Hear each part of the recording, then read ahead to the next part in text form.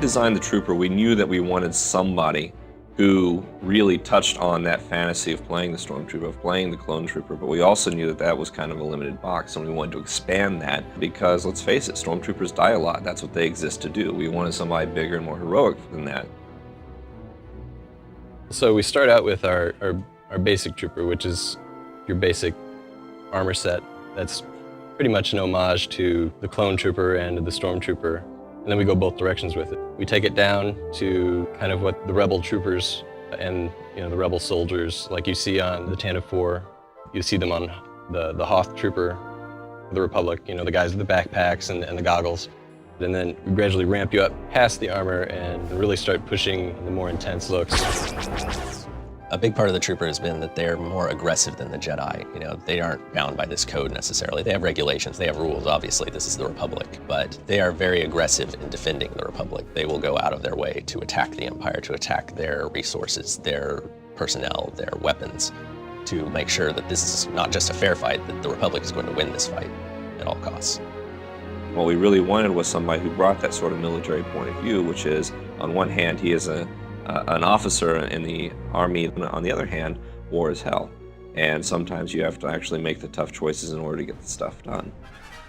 We had to sell animations to be giving them a strong feature. What defines a trooper? They are strong, they're efficient at what they do, and they carry a big supply of weapons that we need to support the animation to have these weapons look good in the game. This animation sells on how strong a trooper is in close battle. If the gun can't knock the enemy down, the Trooper will physically knock them down. The Trooper is largely, first and foremost, inspired by the gun and inspired by using a gun to solve problems. And so what we looked for is movie clips and other games and how they actually handle largely automatic fire, actually getting in there and just mowing down fields of people with lots of weapons. He believes in just going in and kicking butt and taking names. Well, you have your standard long Stormtrooper style weapon that usually based off of a World War II weapon. It's been modified a little bit to look sci-fi. So you'll take an old German rifle, put 3 or 4 scopes on it, and there you have your Stormtrooper rifle. But really, we've gone a lot further than that and given our Trooper some really awesome weapons.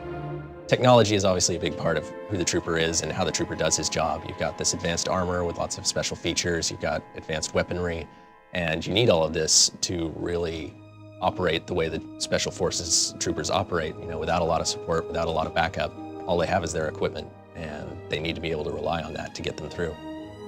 Designers spend a amount of time doing research on finding out what combat style is best fit for a particular class. They take those ideas and deliver it to animations for us to give it life. We'll test it out using motion capture and just basic hand key animations and put it in a game with programming help. When we go in to get our motion capture, we have a good idea of how it's all going to play out, what we need, what kind of data we need to get. So we tell them to hold the weapon and interrogate someone. So I'll be the guy that they're interrogating. He'll tell me, hey, where are the droids at? Where are the droids? I don't know. Show me where the droids are at. One of the funnest things that we did during a motion capture was get a prop gun. And you can see that he's struggling, this is heavy. But that was perfect because it shows how heavy something can be. And we take that data and deliver it in our game, just polish it up and make it look good for our characters.